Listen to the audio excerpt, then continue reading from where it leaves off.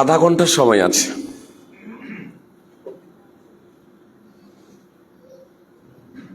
বিষয়টা খুবই গুরুত্বপূর্ণ। যদি বক্তব্য রাখি প্রশ্ন উত্তর পর্ব হবে না,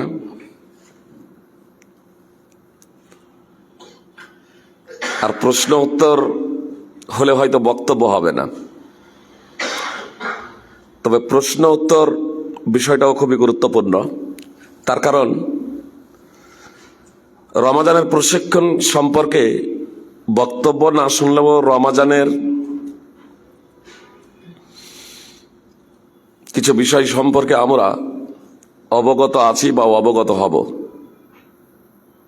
তারপরেও অনেক অজানা বিষয় আমাদের থেকে যায়। এজন্যে আমি মনে করি জানা আছে এমন কোনো বিষয় নয়। যদি অজানা বিষয় রমজান সম্পর্কিত নিত্য নতুন কোনো সমস্যা রমজান সম্পর্কিত আমাদের সামনে এসে থাকে, তাহলে সেই বিষয়গুলোই প্রথমত আমরা আলোচনা করে নেব। অতঃপর সময় থাকলে কয়েক মিনিট আপনাদের সামনে বক্তব্য রাখবো ইনশাআল্লাহ। তো আপনাদেরকে স্বাধীনতা দেওয়া হচ্ছে রমজান সম্পর্কিত নিত্য নতুন সমস্যা আপনারা পেশ করতে পারেন।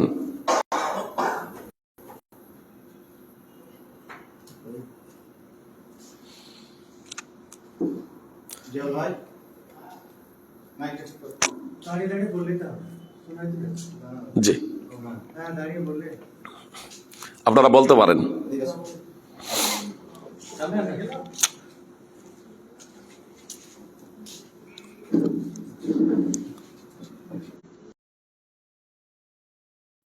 এতক্ষণ ধরে বসে আছি, অন্তত এখানে আসসালামু আলাইকুম রহমতুল্লাহ। ওয়ালাইকুম আসসালাম রহমতুল্লাহ। অসুস্থ ব্যক্তি রোজা রাখতে না পারলে তার করণীয় কি? অসুস্থ দুই প্রকারের। এক প্রকারের অসুস্থ হচ্ছে যে সে চির অসুস্থ, চিররোগী। আবার চিররোগও দুই প্রকারের। এক প্রকারের রোগ হলো যে রোগ এমন জটিল নয় যার মাধ্যমে সে রোজা রাখতে সক্ষম না। যেমন ইদানিং আমরা চিররোগ হিসেবেই জানি হাই প্রেসার, সুগার, অ্যাজমা ইত্যাদি। তো এইসব ক্ষেত্রে আপনার রোজা তারা রাখবেন। রোগ যদি এমন যদি হয় যে খুব জটিল রোগ, মারাত্মক রোগ, যে রোগের কারণে বাস্তবিক অর্থেই প্রকৃত অর্থেই তার রোজা রাখা সম্ভব নয়, আর সেই রোগটা ভালো হবে এই ধরনের সে আশা করতে পারে না, সেটা বিভিন্ন ধরনের রোগ হতে পারে, আমরা সে সম্পর্কে অবগত। তো এই ধরনের যদি অবস্থা যদি হয়, চিররোগী যদি হয়, তাহলে সে ফিদিয়া প্রদান করবে। প্রত্যেক রোজার বিনিময়ে অর্ধ সা খাদ্য প্রদান করবে। সাটা হলো একটা পাত্র, সবকিছু সমান ধরে না। অবশ্য আমাদের দেশে প্রচলিত আছে 2.5 কিলো, কিন্তু গম যদি হয় একটু 2.5 কিলো থেকে কমই ধরবে, আর চাল যদি হয় একটু বেশি ধরবে। সাধারণভাবে যদি 1 মাসের রোজার বিনিময়ে 1 মণ খাদ্য দিয়ে দেওয়া হয় 40 কিলো, তাহলে যথেষ্ট ইনশাআল্লাহ। যাদের বললাম যে অ্যাজমা রোগে এমন একটা রোগ নয় যে কারণে সে রোজা রাখতে সক্ষম নয়, তাহলে কিছু কিছু অ্যাজমার ক্ষেত্রে দিনে তাকে ইনহেলার নেওয়ার প্রয়োজন পড়ে। শুধু যদি 1-2 বার যদি ইনহেলার যদি দিনে ব্যবহার করেন তাহলে রোজা রাখার কোনো সমস্যা নেই। মানে ক্ষুধা তৃষ্ণার কোনো সমস্যা না, অক্সিজেনের সমস্যা, ইনহেলার নেওয়ার সমস্যা হতে পারে। তো ইনহেলার রোজা অবস্থায় নেওয়া যাবে কি যাবে না? যে ইনহেলার নিতে পারা যায়, কোনো সমস্যা নেই। একজন রোজাদার একান্ত প্রয়োজনে, সাধারণত সাহারি খাওয়ার আগে, মানে শুভে সাদি খাওয়ার আগে এবং সূর্য অস্তমিত হওয়ার পরে আপনি নেবেন। তারপরেও যদি দিনের বেলায় প্রয়োজন পড়ে যায় একান্তভাবে, তাহলে ইনহেলার আপনারা নিতে পারেন, এর জন্য রোজা ভেঙে যাবে না। সৌদি ফতোয়া কমিটির মুফতিগণ একথাই উল্লেখ করেছেন। এক ধরনের ক্যাপসুল পাওয়া যায় যা জিহ্বার তলায় রাখা হয়, সেটা গলে যায়। ওই গলিত পদার্থটা যদি গিলে না নেওয়া হয় তাহলে রোজা হয়ে যাবে, কোনো সমস্যা নেই। গলিত পদার্থটাকে আপনি ফেলে দেবেন, জিহ্বার তলায় রেখে যখন সেটা গলে যাবে আপনি ফেলে দেবেন, রোজা হয়ে যাবে, কোনো সমস্যা নেই। আর যদি রমজান মাসে কেউ অসুস্থ হলো, রোগাক্রান্ত হলো, রোগী হলো, কিন্তু এই রোগটা সাময়িক, কেউ হয়তো জ্বর হয়েছে, কারো জ্বর হয়েছে এই রমজানে, তাহলে এ ব্যক্তি রোজা কাজা করবে, ফিদিয়ে দেবে না। এ ব্যক্তি রোজা কাজা করবে, মানে রমজান মাসে যতটা সম্ভব রমজান মাসে সুস্থ অবস্থায় রোজা রাখবে, তারপরে রমজান যখন শেষ হয়ে যাবে পরবর্তীতে সেই রমজানের কাজাগুলো আদায় করে নেবে। এই প্রসঙ্গে একটা বিষয় বলে দিই, যখন ইনহেলারের প্রসঙ্গটা চলে এলো, আমাদের অনেক সময় অসুস্থতার কারণে চোখের ড্রপ দেওয়ার প্রয়োজন পড়ে। চোখের যদি ড্রপ যদি দেন তাহলে কোনো সমস্যা নেই। যে চোখের সাথে কণ্ঠনালীর, আর কণ্ঠনালীর সাথে পাকস্থলীর সংযোগ আছে, কিন্তু চোখে 1 ফোঁটার বেশি আপনার ওই ফোঁটা দেওয়া হয় না। 1 ফোঁটা আপনারা যখন উজু যখন করি তার থেকে বেশি আপনার চোখে বা মুখে আমরা দিই, জি নাকে। নবী সাল্লাল্লাহু আলাইহি সাল্লাম রোজা অবস্থায় নাকে পানি দিতে নিষেধ করেননি, নাকের সাথেও কিন্তু কণ্ঠনালীর যোগ আছে। অবশ্য নবী সাল্লাল্লাহু আলাইহি সাল্লাম বলেছেন, বালিগ ফিল ইস্তিনশাক ইল্লা আন তাকুনা সায়মা, নাকে উত্তম ভাবে পানি প্রবেশ করিয়ে তা পরিষ্কার করবে, তবে যদি সিয়াম অবস্থায় থাকো তাহলে উত্তম ভাবে ভিতরে পানি প্রবেশ করাবে না, খুব বেশি পানি প্রবেশ করবে না। পানি প্রবেশ করাতে নিষেধ করলেন না। রোজা অবস্থাতেও একজন ব্যক্তি যখন উজু যখন করবে, কুলি করবে,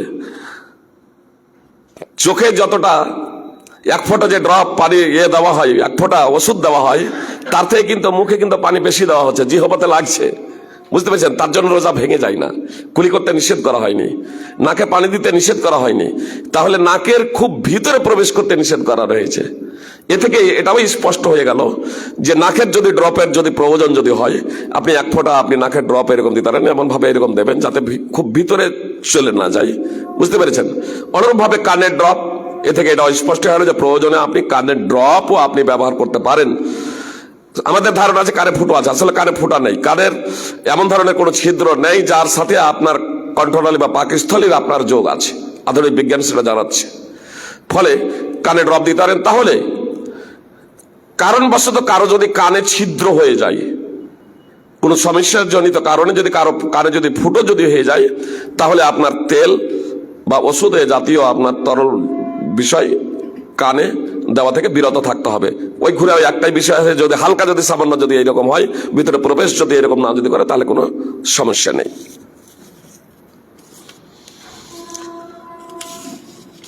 আসসালামু আলাইকুম রহমতুল্লাহ।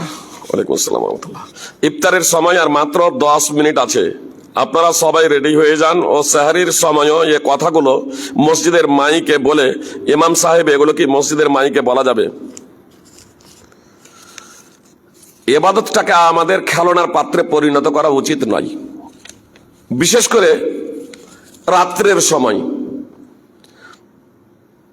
অনেক জায়গায় আমরা কেরাত চালু করে দিচ্ছি, গজল চালু করে দিচ্ছি, এগুলো থেকে বিরত থাকা একান্ত কর্তব্য। অনেক সময় আমরা আমাদের মা এবং বোনেদেরকে জাগাতে যাই, কিন্তু আমার মা বোনেরাই যে শুধু সাহারিরা প্রস্তুত করবে শুধু তাই তো নয়, তাদের কানে যে আপনার ওই গজলের আর কেরাতের আওয়াজ যাবে তা তো নয়।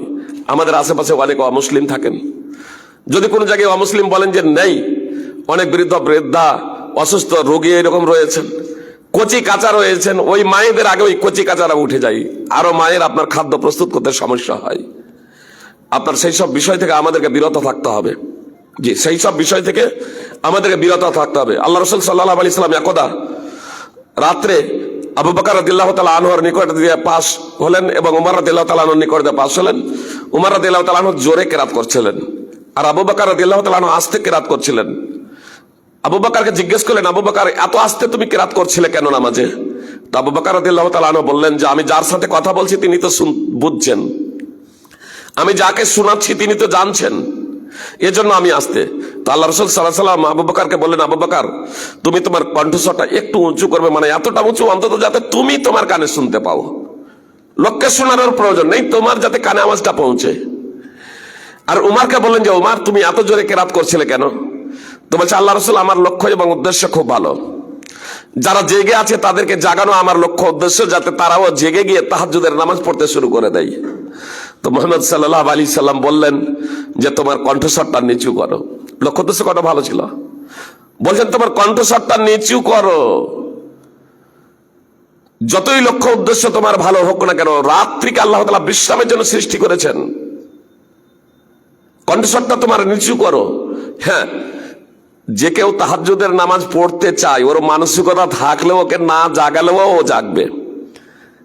আমাদের ট্রেন ধরার প্রয়োজন পড়ে, রাত্রে পড়ে না কেউ জাগাতে যায় আমাদের বাড়িতে। আর আজকে তো কোনো ব্যাপারই নেই, প্রত্যেকের বাড়িতে অ্যান্ড্রয়েড মোবাইল আছে, এমনি সাধারণ মোবাইল আছে, ও তো অ্যালার্ম দিয়েই ঘুমাতে পারেন। দ্বিতীয়ত একেবারে পার্শ্বে বাড়িতে জাগিয়ে দিতে বলতে পারেন। এর জন্য মাইক বাজানো থেকে আমাদেরকে বিরত থাকতে হবে।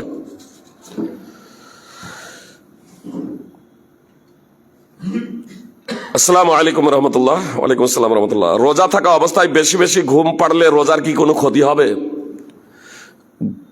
বেশি বেশি ঘুম পাড়লে রোজার যে ক্ষতি হবে এমনটি নয়, তবে আপনার স্বাস্থ্যের ক্ষতি হবে। যেমন খুব বেশি কম ঘুমালে যেমন স্বাস্থ্যের ক্ষতি হয়, খুব বেশি ঘুমালেও স্বাস্থ্যের ক্ষতি হবে। খুবই যদি কম খান যেমন স্বাস্থ্য শারীরিক দুর্বলতা আসবে, খুব যদি বেশি খান তাহলে শরীর অসুস্থ হয়ে যাবে। এজন্য আপনাকে মধ্যপন্থা অবলম্বন করতে হবে। জি, খুব বেশি ঘুমালে যে রোজা ভেঙে যাবে, রোজার ক্ষতি হবে এমনটি নয়, তাহলে অনেক ইবাদত থেকে আপনি বঞ্চিত থাকবেন। আসসালামু আলাইকুম রহমতুল্লাহ। ওয়ালাইকুম আসসালাম রহমতুল্লাহ। আমার প্রশ্ন হলো, রমাজান মাসে কবরের আযাব বন্ধ থাকে এবং কবরে যে 3টা প্রশ্ন হয় এই প্রশ্নটিও বন্ধ থাকে। এই প্রশ্ন শাওয়াল মাসের চাঁদ উঠে তখন করা হয়, এ কথা কতটা শরীয়ত সম্মত? যে রমাজান মাসে যে প্রশ্ন করা হয় না এমনটি না, রমাজান মাসে যে প্রশ্ন করা হয় না এমনটি না। আর অপরাধীর যে শাস্তি যে বন্ধ হয়ে যায় এ কথাও সঠিক না। মানুষকে যখন কবরস্থ করা হয়, কবরস্থ এটাও জেনে রাখবেন যে কবর বলতে শুধু এই 3 হাতের সাড়ে 3 হাতের এই গর্ত না, বারজাখী জীবন, ইহ জগৎ থেকে যখন পরকালে কেউ যখন পাড়ি দেয়, যখন তাকে কবরে সমাধিস্থ করা হয়, কবরস্থ করা হয়, অথবা কাউকে পুড়িয়ে দেওয়া হয়, আর তারপরে তার আত্মীয় স্বজন সেখান থেকে ফিরে আসে, তখনই 2 জন ফেরেশতা তাকে বসিয়ে প্রশ্ন শুরু করে দেন। সেটা রমাজান মাস হোক আর অন্য যে কোনো মাস হোক। সে যদি সৎ যদি হয় তাহলে তার জন্য জান্নাতের বিছানা বিছিয়ে দেওয়া হয়, জান্নাতি পোশাক পরিয়ে দেওয়া হয়, তার কবরকে সবুজ উদ্যানে পরিণত করে দেওয়া হয় এবং তাকে খুশির সংবাদ শোনানো হয়। সে তখন বলে, আমাকে একটু সুযোগ দেওয়া হোক, আমি আমার পরিবারকে শুভ সংবাদটা দিয়ে আসি। তখন তাকে বলা হয়, নাম সালেহা, তুমি শান্তভাবে এখন ঘুমাও। আর সে যদি অসৎ যদি হয়, সে যদি কুফরি করে, সে যদি শিরক করে, সে যদি আল্লাহ তাআলার বিধিবিধানকে অস্বীকার করে বা আল্লাহ তাআলাকে অস্বীকার করে, এমন কোন পাপ করে মৃত্যুবরণ করে যে কারণে তার ঈমান এবং ইসলাম বিনষ্ট হয়ে যায়, এক কথায় ধর্মচ্যুত অথবা অমুসলিম অবস্থায় মৃত্যুবরণ করে, তাহলে তখন তার কবরে জাহান্নামের বিছানা বিছিয়ে দেওয়া হয়, জাহান্নামের পোশাক তাকে পরিয়ে দেওয়া হয় এবং তার কবরকে এতটা সংকীর্ণ করে দেওয়া হয় যে ডান দিকের হাড়গুলো বাম দিকে আর বাম দিকের হাড়গুলো ডান দিকে। আর একজন বধির ফেরেশতা তার জন্য নিয়োগ করে দেওয়া হয়, সে হাতুড়ি দ্বারা তাকে প্রহার করতে থাকে। সে কিয়ামত হওয়ার জন্য শুধুই করে যে আল্লাহ কিয়ামত করে দাও, কিয়ামত করে দাও এক্ষুনি। এত তাকে প্রহার করা হয়, শাস্তি প্রদান করা হয়। এক তো চোখে অন্ধ, সে যে এরকম মারবে আর মার খেয়ে যে তার করুণ অবস্থা হবে, সেই করুণ অবস্থাটাও চোখে দেখতে পাবে না। সে হবে বধির, কানে শুনতেও পাবে না, তার আর্তনাদ শুনতেও পাবে না। এত ভয়াবহ এবং কঠিন শাস্তি তাকে প্রদান করা হবে। তো রমাজান মাসে যে শাস্তি বন্ধ করে দেওয়া হবে এমনটি না। আসসালামু আলাইকুম রহমতুল্লাহ। ওয়ালাইকুম আসসালাম রহমতুল্লাহ।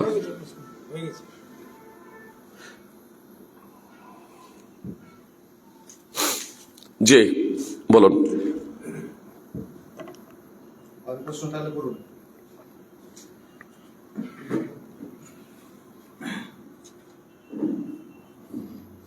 আব্দুর রহমান ভাই, ইসলাম পূর্ব নাম হলো শক্তি সাহা।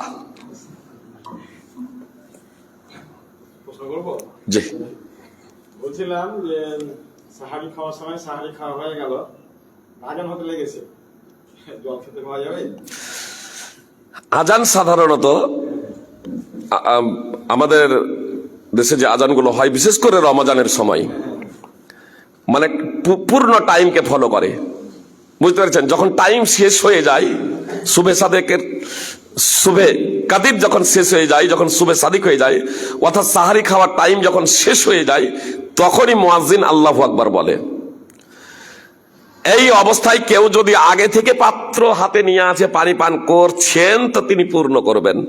কোনো খাবার খাচ্ছেন, হাতে আছে খাবার, তিনি সেই খাবার হাতে পাত্র তার সামনে আছে, খাচ্ছেন, তাহলে তিনি খাবারটা পূর্ণ করবেন।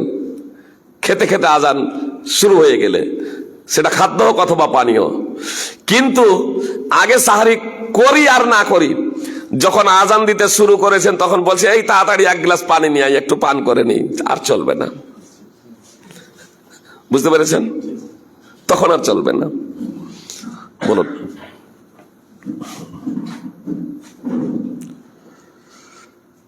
হয়তো আপনারা ভাবছেন মানে প্রশ্ন খুঁজে পাচ্ছেন না। যদি প্রশ্ন খুঁজে না পান তাহলে কয়েক মিনিট গুরুত্বপূর্ণ কথা বলি। রমাদানের প্রশিক্ষণ কেন?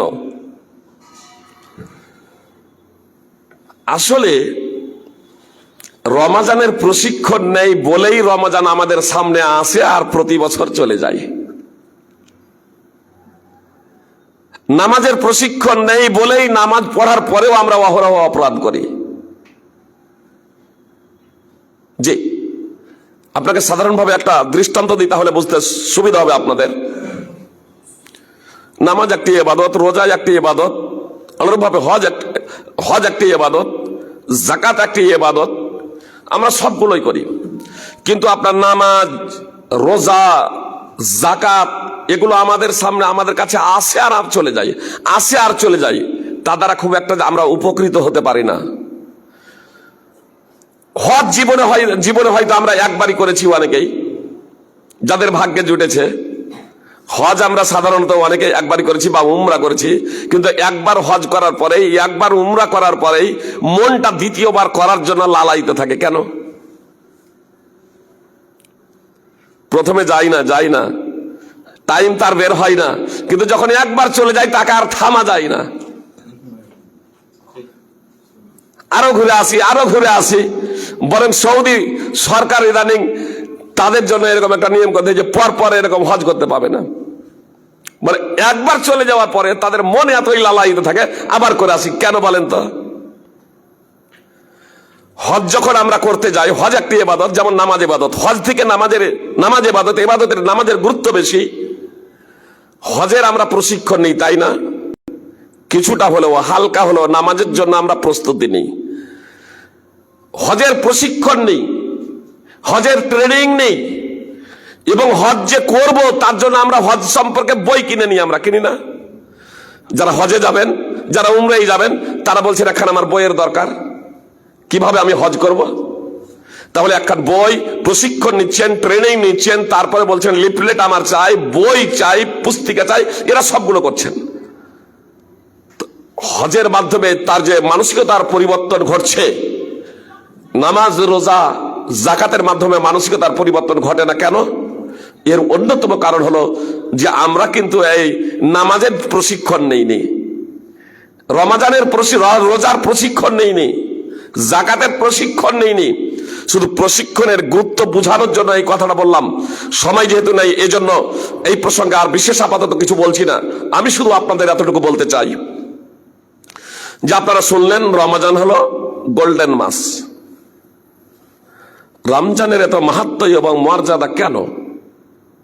আল্লাহ সূরা তাওবা 9 নম্বর সূরা 36 নম্বর আয়াতে বলেছেন যে আল্লাহ তাআলার নিকটে মাসসমূহের গণনা 12টি। সেই দিন থেকে যেদিন আল্লাহ তাআলা আসমান সমূহ এবং জমিনকে সৃষ্টি করেছিলেন, মিনহা আরবাতুন হুরুম, তার মধ্যে 4টি মাস হলো সম্মানিত মাস, 4টি মাস হলো মর্যাদা সম্পূর্ণ মাস। সেই 4টি মাসের মধ্যে কিন্তু রমজান মাসের উল্লেখ নেই। এ বিষয়ে কোনো আলেমের দ্বিমত নেই। সেই 4টি মাস সকল আলেমের ঐক্যমতে, সারা পৃথিবীর সমস্ত আলেমের ঐক্যমতে। সেই 4টি মাস হলো যুলকাদা, যুলহিজ্জা, মুহররম এবং রজব।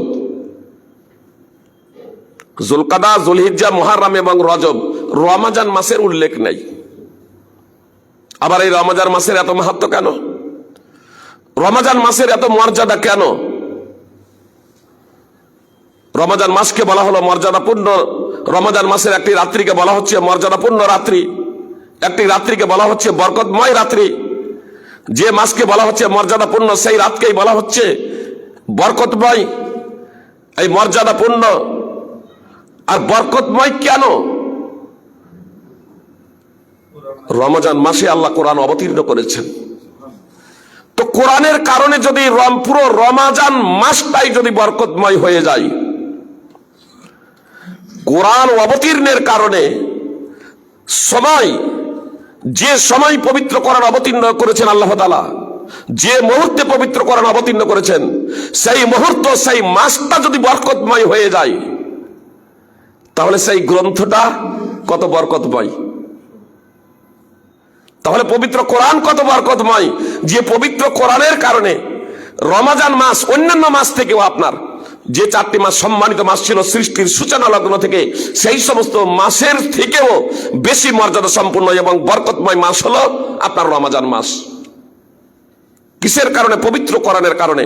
তো যে কারণে এই সময়, মুহূর্ত, মাস এত বরকতময় হচ্ছে, সেই গ্রন্থ কি বরকতময় নয়?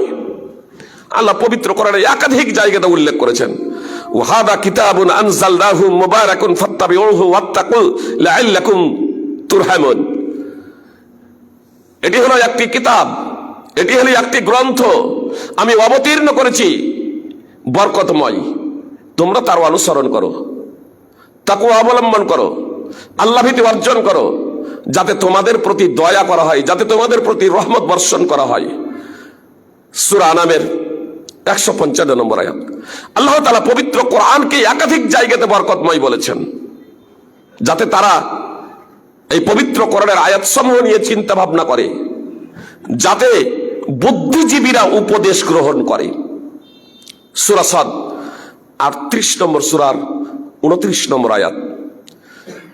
তাহলে এই পবিত্র কোরআন হলো বরকতময় পবিত্র কোরআন, যে পবিত্র কোরআনের কারণে এ মাসের এতটা মাহাত্ম্য এবং মর্যাদা। আর সেই বরকতময় গ্রন্থ থেকে আমরা যদি দূরে থাকি, সেই বরকতময় গ্রন্থের সাথে যদি আমাদের কোনো সম্পর্ক না থাকে, তাহলে এই বরকতময় মাস থেকে আমরা উপকৃত খুব একটা হতে পারবো না। আজকে রমজানের রোজা রাখি, শুবে সাদেক থেকে নিয়ে সূর্য অস্তমিত না হওয়া পর্যন্ত পানাহার সবকিছু আমরা বর্জন করি, কিন্তু আমরা খুব একটা লাভবান হতে পারি না। তার কারণ, যে কারণে এই মাসে বরকত, যে কারণে এই মাসের বরকত, সেই কারণটাকেই তো আমরা নিজের সংবিধান এবং জীবন ব্যবস্থা হিসেবে গ্রহণ করতে পারিনি। উচিত ছিল এই রমজান মাসে বেশি বেশি করে পবিত্র কোরআন অধ্যয়ন করা, এই রমজান মাসে বেশি বেশি করে পবিত্র কোরআন চর্চা করা। তার কারণ এর জন্যই এসেছে পবিত্র কোরআন। অথচ এই পবিত্র কোরআনকে আমরা বিস্মৃত হয়ে গিয়েছি, ভুলে গিয়েছি। শুধু একটা উদাহরণ দেই, এটাও অবশ্য হাদিস, তাহলে আপনাদেরকে একেবারে গভীর ভাবে এই বিষয়টাকে ভাবতে বলছি। আজকেও সিংহভাগ মানুষ কিন্তু বেনামাজি। রমজানের চাঁদ দেখার আগে পর্যন্ত সিংহভাগ বেনামাজি। যে সিংহভাগ বেনামাজি, পাপাচারে, শরীয়ত বিরোধী কার্যকলাপে আমরা হাবুডুবু খাচ্ছি। রমাদানের যখন চাঁদ দেখা দেবে, রমাদানের চাঁদ দেখার পরে ইশার আজান হবে। প্রত্যেক দিন যেমন ইশার আজান হয়, সেই দিনও কিন্তু ওই বাক্যগুলি দিয়ে ইশার আজান হবে। 5 ওয়াক্তের যেমন আজান হয়, সেই দিনও কিন্তু ইশারের ওই বাক্যগুলো দিয়ে আজান হবে। অথচ মাগরিবের টাইমও যেদিন চাঁদ দেখা যায়, মাগরিবের টাইমও মসজিদ খালি পড়েছিল। আমার মা বোনেরা হয়তো ঈদের নামাজ পড়ার পরে আর কখনো তারা নামাজ পড়েননি, কখনো নামাজ পড়েননি, কিন্তু তারাও ওই চাঁদ দেখার পরে ইশার নামাজ পড়তে শুরু করে দিয়েছেন।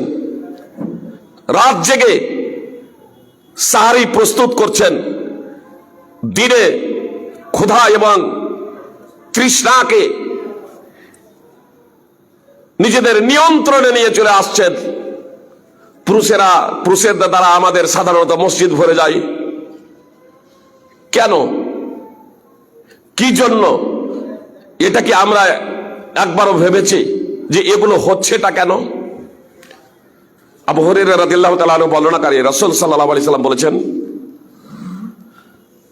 শয়তান এবং দুষ্ট জিনদেরকে শৃঙ্খলিত করা হয়, শয়তান এবং দুষ্ট জিনদেরকে শিকল পরানো হয়, শয়তান এবং দুষ্ট জিনদেরকে বেড়ি পরানো হয়,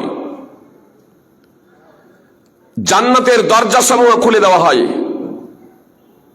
জাহান্নামের দরজাসমূহ বন্ধ করে দেওয়া হয়। জান্নাতের দরজাসমূহ খুলে দেওয়া হয়, জাহান্নামের দরজাসমূহ বন্ধ করে দেওয়া হয়। একজন ঘোষণাকারী ঘোষণা দিতে থাকে, হে কল্যাণের অনুসন্ধানী অগ্রসর হও, হে পাপাচারের অনুসন্ধানী পাপাচার করা থেকে বিরত হয়ে যাও। বাস আল্লাহ তাআলার পক্ষ থেকে একজন ঘোষণাকারীর এই ঘোষণা আমরা বাস্তব জীবনে তা শুনতে পাই আর না পাই, কিন্তু উপলব্ধি আমরা সবাই করতে পারছি, তাই না? যে মানুষগুলো পাপাচার করতো, নামাজের ধার ধারতো না, ইসলামের ধার ধারতো না, অন্তত তারা সব এবার আল্লাহ অভিমুখী হয়েছে। তাহলে কেন আল্লাহ অভিমুখী হয়েছে এটা বুঝতে পারছেন না? এটা আমাদের বোঝা দরকার। কেন আমার অন্তরে আল্লাহর ভয় জেগেছে এটা আমার বোঝা দরকার। শয়তান আমার পিতামাতাকে জান্নাত থেকে বের করেছিল ষড়যন্ত্র করে। সেই শয়তান দৃঢ় প্রতিজ্ঞাবদ্ধ হয়েছিল, আদমের কারণে আমি যেহেতু জান্নাত থেকে বিতাড়িত হয়েছি, তো আমি তার সন্তানদেরকে বিভ্রান্ত করব। এত দ্বারা কি এটা আমার কাছে স্পষ্ট নয়, আপনার কাছে স্পষ্ট নয় যে শয়তানের প্ররোচনায়, কুমন্ত্রণায় আজকে আমরা দিন থেকে দূরে সরে আছি, আল্লাহকে বলে কোনো পরোয়া করি না? এটা স্পষ্ট কথা। খুব মনোযোগ দিয়ে শুনুন, বেশি টাইম নেই, প্রায় আর মাত্র কয়েক মিনিট। নবী সাল্লাল্লাহু আলাইহি সাল্লাম বলেছেন, ওয়ালিল্লাহি মুতাকাউ মিনান নার, আল্লাহর জন্য জাহান্নাম থেকে অনেক মুক্ত করা হয়, অনেককে মুক্ত করা হয়। সুপ্রিয় ভাই এবং বোন, কথা খুব মনোযোগ দিয়ে শুনবেন। ওয়াদালিকা কুল্লু লাইলা, আর এটা প্রত্যেকটা রাতে হয়। জাহান্নাম থেকে মুক্ত করা হয় আল্লাহর জন্য, জাহান্নাম থেকে মুক্ত করা হয়, জাহান্নাম থেকে মুক্ত করা হয়। জি, এই প্রথাগত ভাবে নয়, বরং আমরা যদি অনুশীলনের মাধ্যম দিয়ে, পবিত্র কোরআন চর্চা এবং অধ্যয়নের মাধ্যম দিয়ে প্রকৃত অর্থেই যদি আল্লাহ অভিমুখী হতে পারি, পাপাচারগুলোকে সার্বিকভাবে যদি বিসর্জন দিতে পারি এবং প্রকৃত অর্থে তওবা করে আল্লাহর দিকে যদি ফিরে যদি আসতে যদি পারি, অন্তরের অন্তঃস্থল থেকে যদি তওবা করতে পারি, আল্লাহ তাআলার কাছে ক্ষমা প্রার্থনা করতে পারি, বান্দার যদি হক থাকে তাহলে সেগুলো পরিশোধ করার ক্ষমতা থাকলে সেগুলো পরিশোধ করে দিয়ে, ক্ষমতা না থাকলে তাদের কাছ থেকে ক্ষমা চেয়ে নিয়ে, আল্লাহ তাআলার ইবাদতের ব্যাপারে যা কিছু শিথিলতা হয়েছে সেগুলোর ব্যাপারে আল্লাহ তাআলার কাছে ক্ষমা প্রার্থনা করে দৃঢ় প্রতিজ্ঞাবদ্ধ যদি হতে পারি যে হে আল্লাহ, তুমি তৌফিক আমাকে দাও, আর জীবনে আমি কখনো অপরাধ করব না, যতদিন পৃথিবীতে বেঁচে থাকবো একমাত্র তোমারই দাসত্ব করে চলবো, এই দৃঢ় প্রতিজ্ঞা যদি নিতে পারি এই রমাদানের পূর্বেই, সুপ্রিয় ভাতৃবৃন্দ ভগ্নীগণ, আর সেইভাবে রমাদান মাসকে যদি আমরা পালন যদি করতে পারি, এটা আত্মসংযমশীলের মাস, আত্মাকে নিয়ন্ত্রণ করার মাস। আপনার টাইম থেকে নিয়ে ইবাদত সমস্ত বিষয়ে আপনি পূর্ণ নিয়ন্ত্রণে আপনি নিয়ে আসতে পারবেন। এটা এর মাধ্যমে আল্লাহ তাআলা আমাকে এবং আপনাকে প্রশিক্ষণ দিয়েছেন। এটা যদি আমরা যদি খুব সহজে যদি পালন যদি করতে পারি, এমন হতে পারে ওয়ালিল্লাহি মুতাকাও মিনান নার, জি আপনি জাহান্নামের পথে ছিলেন, আপনি মারা গেলে আপনি জাহান্নামে যেতেন, ওই আল্লাহর পক্ষ থেকে যে মুক্ত যে করা হচ্ছে, আল্লাহ তাআলার পক্ষ থেকে মুক্ত করা হচ্ছে জাহান্নাম থেকে, আপনি ওই জান্নাতি ব্যক্তি হয়ে যেতে পারেন। তো আপনি অনুসন্ধান করবেন না? আপনি ইবাদতের ব্যাপারে গভীর মনোযোগ দেবেন না যে আমি ওই ব্যক্তি হয়ে যাই, প্রত্যেক রাত্রে জাহান্নাম থেকে মুক্ত করা হয়? যে এটা ভাববেন না যে হয়তো যারা মারা গেছে কুফরের অবস্থায়, ধর্মচ্যুত অবস্থায়, বড় শিরক করে, বড় কুফর করে যারা মারা গেছে তাদেরকে জাহান্নাম থেকে মুক্ত করা হয়, এমনটি এটা ভাববেন না। বরং আপনি যে পৃথিবীতে চলছেন, আপনি যে পৃথিবীতে জীবনযাপন করছেন, আপনি জাহান্নামের পথে ছিলেন, আপনি মারা গেলে জাহান্নামে যেতেন। জি, আপনার আল্লাহ তাআলার এই বিশেষ রহমতের মাধ্যমে হতে পারে যে আপনি সেই রহমতের অন্তর্ভুক্ত হয়ে গেলেন, আর আপনি জাহান্নামের পথ থেকে এবার জান্নাতের পথে চলে এলেন। মানে ভবিষ্যতে যা ঘটবে সেই জিনিসটা অ্যাডভান্স আপনাকে ঘোষণা দেওয়া হয়েছে, অ্যাডভান্স আপনাকে জানিয়ে দেওয়া হয়েছে। এর একাধিক প্রমাণ রয়েছে, শুধু একটা হাদিস আপনাদের সামনে বলে বক্তব্য করে দিচ্ছি। একদা রাসূল সাল্লাল্লাহু আলাইহি সাল্লাম বেলাল রাদিয়াল্লাহু তাআলা আনহুকে বলছেন, বেলাল ব্যাপারটা কি? তুমি আমার জান্নাতে আগে আগে চলো, ব্যাপারটা কি? বিমা সাবাকতানি ইলাল জান্নাহ, এমন কি কাজ করো তুমি জান্নাতে আমার আগে আগে চলো? গত রাত্রেও আমি জান্নাতে গিয়েছি আর তোমার পায়ের চপ্পলের শব্দ আমি শুনতে পেয়েছি, এমন কি কাজ করো? তো বিলাল রাদিয়াল্লাহু তাআলা আনহু বললেন যে আল্লাহ রাসূল সাল্লাল্লাহু আলাইহি সাল্লাম, যখনই আমি আজান দেই, যখনই আজান দেই 2 রাকাত নামাজ পড়ি, যখনই আজান দেই 2 রাকাত নামাজ পড়ি, আর যখনই ওযু নষ্ট হয়ে যায় ওযু করে 2 রাকাত তাহিয়াতুল ওযুর নামাজ আদায় করে নেই। মুহাম্মদ সাল্লাল্লাহু আলাইহি সাল্লাম বললেন, বিমা, এ কারণেই তোমার এই মাহাত্ম্য এবং মর্যাদা। সুনানে তিরমিজি, মুসনাদ আহমদের হাদিস। বলার লক্ষ্য এবং উদ্দেশ্য হলো বেলাল তো এখনো পৃথিবীতেই আছেন, বেলাল এখনো পৃথিবীতেই আছেন, জীবিত আছেন। মুহাম্মদ সাল্লাল্লাহু আলাইহি সাল্লাম বলছেন, আমি জান্নাতে তোমাকে দেখছি, তুমি আমার আগে আগে চলছো, মানে জান্নাতে যাবেন ভবিষ্যতে এই কর্মের দ্বারা। তো অনেকেই আছি জাহান্নামের পথে আমরা চলছি। আত্মসমীক্ষা করুন, নিজের জীবনকে নিয়ে মূল্যায়ন করুন যে জীবনে অনেক পাপ হয়েছে, আর না। কথা আগে বাড়াচ্ছি না, 9টা পর্যন্ত আপনাদেরকে টাইম দেওয়া হয়েছিল।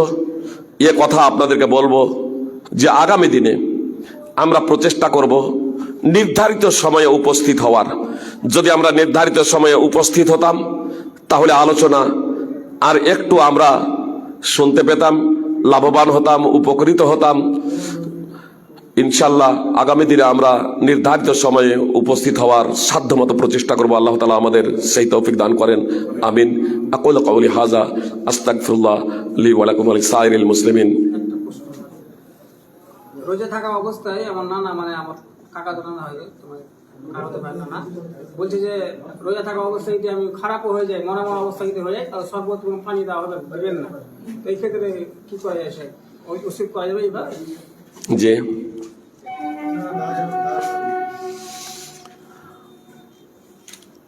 রমজান অবস্থায় মুমূর্ষু হয়ে গেল, ওই সময় শরবত কিংবা কিছু এই ধরনের দেওয়া যাবে কিনা, সেটাই তো ও বলছেন। জি, জি। তাও আমাকে দিবেন না, ও বলে দিচ্ছে মরে গেলেও দিবেন না পানি বা শরবত, ওষুধ করছে বাড়িতে। কোনো অসুবিধা নেই, পানি দেবেন না।